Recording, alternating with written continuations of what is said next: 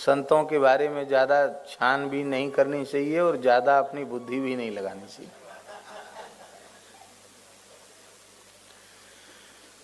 एक घटना हमने अपनी आंखों से देखी, एक वृंदावन के संत के बारे में।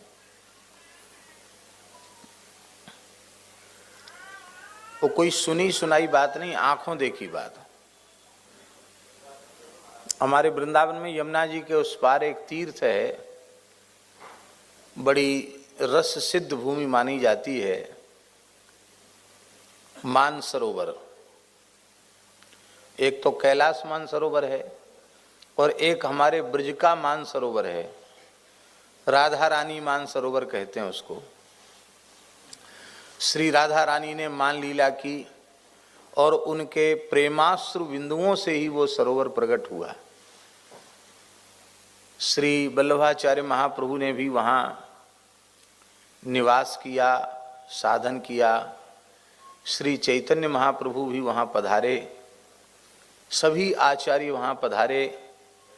और महाप्रभु श्री हितहरिवंश जी वे तो प्रतिदिन राधा वल्लभ लाल जी के राजभोग के बाद वहाँ चले जाते थे और दिन भर वहाँ रहते। शाम को उत्थापन के समय फिर आते थे लौट कर, और अंत में वहीं सदेह निकुंज प्रवेश किया उन्होंने।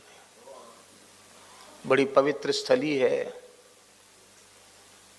महाराज जी ने एक महानुभाव थे, उनको हम लोग सीओ साहब कहते थे।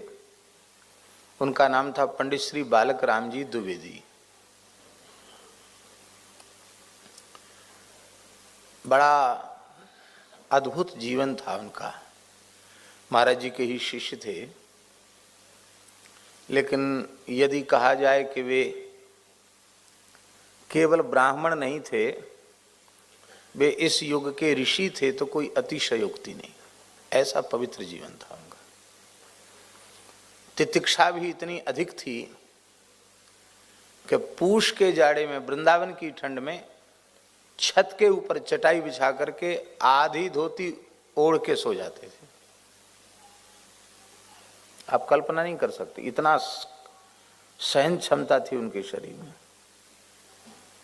खूब जप खूब करते थे, अच्छे थे, विद्वान भी थे।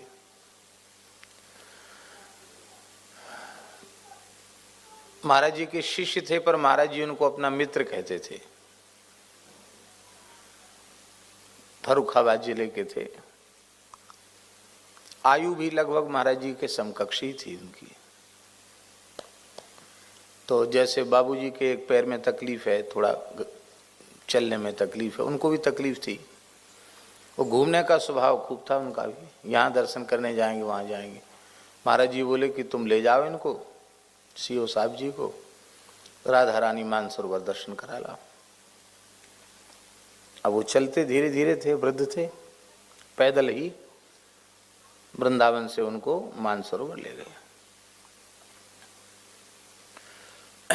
वहाँ सरोवर में स्नान किया, राधा रानी का दर्शन किया।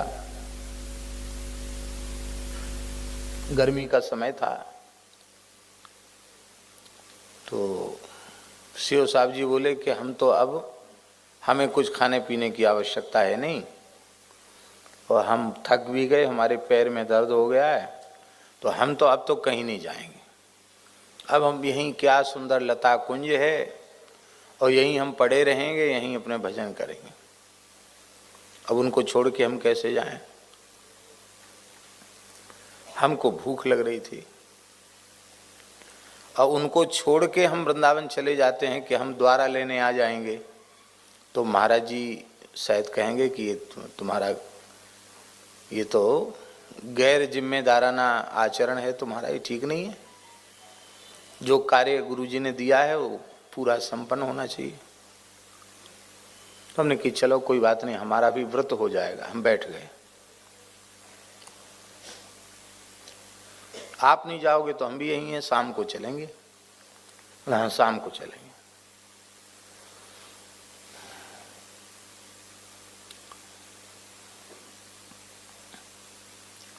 थोड़ी ही देर बाद, लगभग 12 बजे के करीब, आपने देखा होगा, एक महात्मा थे सुदामा कुटी में, मनसुखलाल जी। उनके कई नाम थे, कोई कहता था कलयुग बाबा, कोई कहते थे मनसुखलाल, महाराज जी कहते थे मनसुखलाल, और नाम उनका था श्री ब्रजमोहन दास जी। पुराने संत थे। और परम पूज्य श्री सुदामा दास जी महाराज उनको सतयुग बाबा कहते थे। और परम पूज्य गोरेदाऊ जी वाले बड़े महाराज जी, परम पूज्य श्री वैष्णव दास जी महाराज, वो भी उनको सतयुग बाबा कहते थे। और ब्रजवासी उनको कलयुग बाबा कहते थे।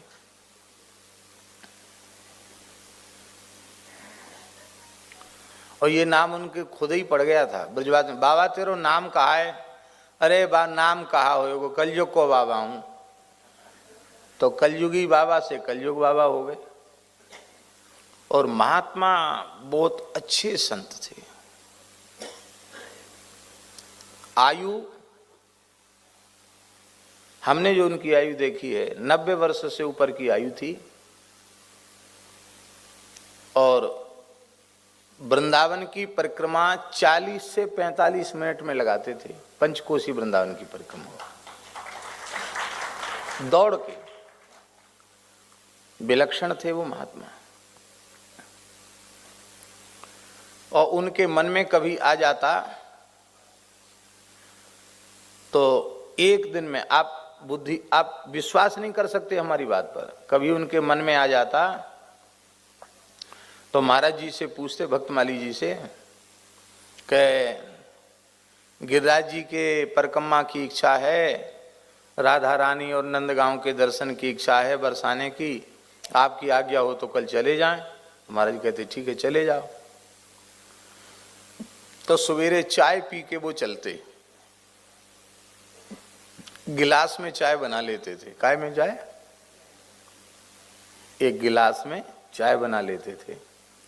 इतनी सी उनकी सिगड़ी थी, उसका इतना उसका मुंह, 2-4 कोयला में गरम, उसी में एक गिलास में चाय बना लेते थे। और कटोरी में पकौड़ी बना लेते थे, छोटी सी कटोरी में पकौड़ी बना लेते। तो वृंदावन से पैदल चलकर, आप सुनकर आश्चर्य करेंगे, वृंदावन से पैदल चलकर मथुरा भूतेश्वर महादेव का दर्शन करते हुए, मथुरा से पैदल चलकर गिरिराज जी में 7 कोस की परिक्रमा कर, एक ही दिन में 7 कोस की परिक्रमा करके पैदल बरसाना गौर वन की परिक्रमा करके राधा रानी का दर्शन करके पैदल नंदगांव नंदलाला का दर्शन करके, और पैदल वहां से कोसी, और कोसी से पैदल छठीकरा होते हुए, गरुड़ गोविंद होते हुए रात तक वृंदावन। हम फिर कह रहे हैं कि अभी भी लोग विश्वास नहीं करेंगे कि कोई व्यक्ति इतना चल सकता है।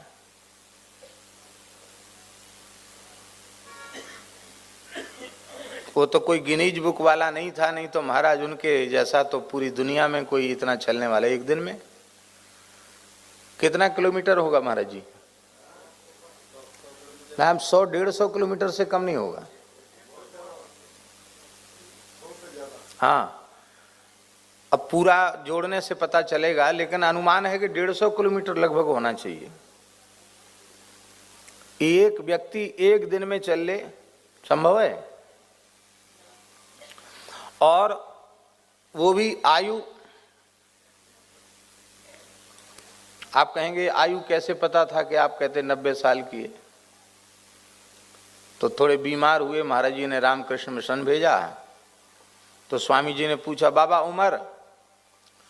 बोले ने मानो, जब हम आए तो अंग्रेजी शासन था, बिरला मंदिर की नींव खोद रही थी। तो स्वामी जी बोले उसको तो 80 साल हो गए। बोले अब हिसाब किताब पढ़े लिखे जाने, हम तो पढ़े लिखे हैं नहीं। और पूज्य श्री सुदामा दास जी महाराज स्वयं कहते थे, इनसे पुराने संत अभी कोई दूसरे नहीं है। ये तो हम अनुमान करें ना, और भी अधिक आयु हो सकती उनकी। तो वो संत एक सुरा, हम वहां थे मानसरोवर में, वो संत एक सुराही में जल लेकर, बढ़िया ठंडा सुराही का जल, एक हाथ में पंखा बीजना और एक पोटरी में शक्कर और बाल्टी में सुराही और ऊपर से एक पोटली शक्कर की और आम की एक थैला में आम, बढ़िया दशहरी आम लेके, और वो तत्काल उपस्थित वहां सामने। आश्चर्य हुआ, ये कैसे आ गए? हमने कह रहे बाबा आप कैसे आए? बोले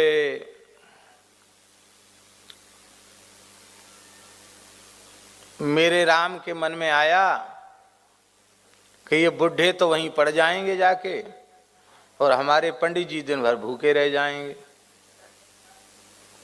तो ये बढ़िया दशहरी आम है और ये बढ़िया ठंडा सुराही का जल है, तुरंत अभी बनाए। मानसरोवर के जल में उन्होंने आम धोए और तुरंत अमरस बनाया, बढ़िया अमरस बना दिया। खूब डट के अमरस पिया हम लोगों ने। ऐसी मनी मन राधा रानी को भोग लगे। श्री जी का मंदिर तो बंद हो गया था।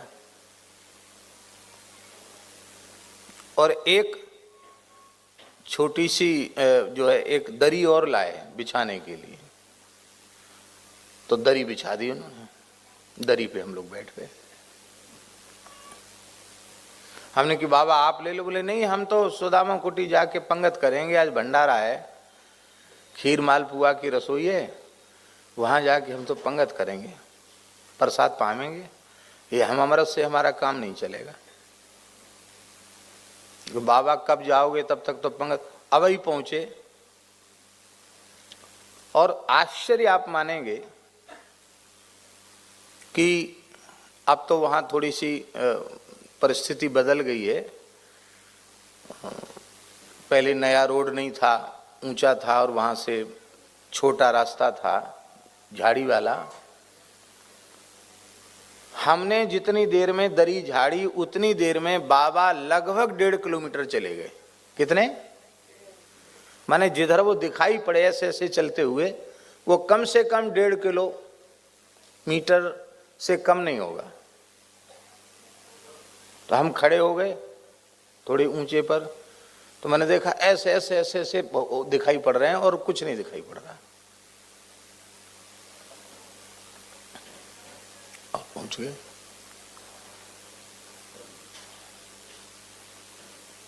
आज भी हमें विश्वास नहीं होता है कि दौड़कर भी इतने जल्दी 1-1.5 मिनट में 1-1.5 किलोमीटर कौन चला जाएगा? 1 मिनट में चला जाएगा कोई 1-1.5 किलोमीटर है? हाँ, कैसे चले गए? साइकिल से भी नहीं जा सकते हैं? नहीं, वो पगडंडी का रास्ता, कोई वैसा रास्ता नहीं। बढ़िया अच्छा रास्ता हो तो कोई बात नहीं। तो हमको बहुत भारी आश्चर्य हुआ। और जो सीओ साहब जी थे वो तो बड़े पढ़े लिखे आदमी थे, उनको भी बहुत आश्चर्य हुआ। बोले ये महात्मा तो कोई विलक्षण है।